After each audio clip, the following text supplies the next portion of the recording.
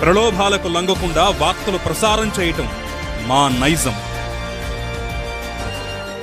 ప్రజల పక్షాన డిచ్పల్లి మండలంలోని నర్సింగాపూర్ గ్రామంలో ఉన్నాం. ప్రస్తుతం గ్రామంలో మనం వెనుక బ్యాక్గ్రౌండ్లో స్కూల్ ముఖ చిత్రాన్ని చూస్తున్నాము.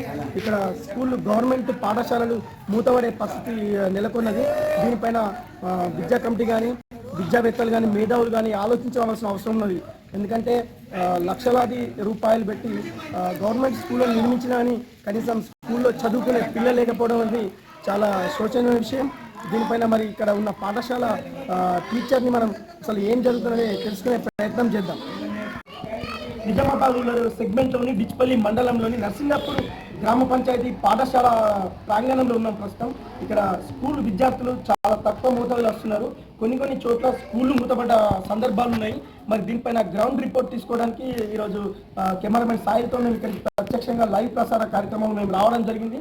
అసలు విద్యా వ్యవస్థ గవర్నమెంట్ ప్రభుత్వ పాఠశాలను మెరుగుపరచాలా, ఇలాంటి కార్యక్రమాలను విస్తృతంగా తీసుకెళ్లాలనే ఆలోచన ముందుకెళ్తున్న నేపథ్యంలోని డిచ్పల్లి 7th బెటాలియన్ హైవే రోడ్లోని దగ్గర ఉన్న పాఠశాలలో కూడా ఇలాంటి ఘోరమైన పరిస్థితులు ఉన్నాయి. కాబట్టి విద్యా వ్యవస్థలోని మార్పులు ఎప్పుడు వస్తాయి, అసలు ఏంటి, మరి విద్యా వ్యవస్థ ఇలా కుంటుపడడానికి కారకులు ఎవరు, అసలు ఏం జరుగుతుందని గ్రౌండ్ రిపోర్ట్ రియాలిటీ అనేది మనం ఉపాధ్యాయులతో మాట్లాడి నేరుగా తెలుసుకునే ప్రయత్నం చేద్దాం. సార్ నమస్తే సార్, మీ పేరు సార్? నమస్కారం, నా పేరు గంగాధర్ సార్. నేను ఈరోజు ఒక్కరోజు కోసం ఇక్కడ డిప్యుటేషన్పై వచ్చాను సార్. మాది ప్రైమరీ స్కూల్ రాంపూర్. ఇక్కడ సారు వేరే ఆఫీస్ పని నిమిత్తం సార్ వెళ్ళడం వల్ల ఒకరోజు డిప్యుటేషన్పై నేను ఇక్కడికి రావడం జరిగింది. ఇక్కడ ఎన్ని తరగతులు ఉన్నాయి సార్? మొత్తం ఇక్కడ 5 తరగతుల వరకు ఉన్నాయి సార్. ఇక్కడ స్ట్రెంత్ 8 మంది పిల్లలు ఇక్కడ చదువుతున్నారు సార్. 8 మంది. అదే ఇప్పుడు ఏ క్లాస్ ఇక్కడ ఉన్నాయి సార్? ప్రస్తుతం ఇక్కడ 1st, 2nd, 3rd, 5th class వరకు ఉన్నాం. 4th క్లాస్లో పిల్లలు లేరు. మొత్తం 8 మంది పిల్లలు ఉన్నారు పాఠశాలలో. సార్ ఇంతకుముందు ఈ పాఠశాల కోసం అక్కడ బయట నర్సింగాపూర్ రోడ్లోని ఒక మంచి బ్రహ్మాండమైన పాఠశాల నిర్మించారు కదా సార్, ఆ పాఠశాల వాడడం లేదా ఇప్పుడు ప్రస్తుతం?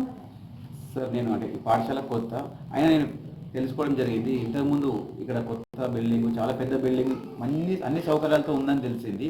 కానీ ఇక్కడ విద్యార్థుల సంఖ్య తక్కువగా ఉన్న కారణం చేత పిల్లలకు, గ్రామంలోని పిల్లలకు అది పాఠశాల చాలా దూరంలో ఉండడం వల్ల పిల్లలు చాలామంది అక్కడికి వెళ్ళడానికి సుముఖత వ్యక్తం చేయకపోవడం వల్ల పిల్లల సంఖ్య చాలా తగ్గిపోవడం జరిగింది. ప్రైవేట్ పాఠశాలలో కూడా వెళ్ళడం వల్ల పిల్లల సంఖ్య చాలా తగ్గి ఈ తక్కువ సంఖ్యలో పిల్లల్ని ఇక్కడ ఈ ప్రాంగణంలో ఇక్కడ పాఠశాల కొనసాగించడం జరుగుతుంది. ఓకే, ఇప్పుడు స్కూల్ పిల్లల్ని మనం కొంచెం అడిగే ప్రయత్నం చేద్దాం. బాబు నీ పేరేంటి?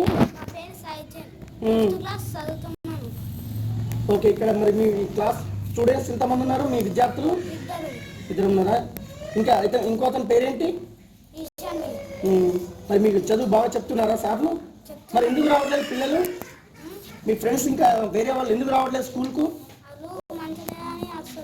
ఎందుకు, ఏం మంచిలేదు ఇక్కడ? అదే ఏం బాగోలేదు.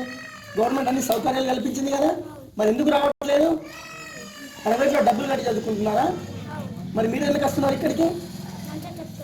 మంచిగా చెప్తున్నారని మిగతా పిల్లలు రావట్లేదు. ఓకే, ఏం పేరమ్మా నీ పేరేంటి? ప్రణవి. ఎన్నో క్లాస్ అమ్మా నువ్వు? 1st క్లాసా? బాగా చెప్తున్నారా స్టడీ? ఏబీసీలు వస్తాయి నీకు? ఏం వస్తాయి నీకు? ఏం రావా? నీకేం వస్తాయమ్మా తల్లి? ఏం పేరమ్మా నీ పేరేంటి?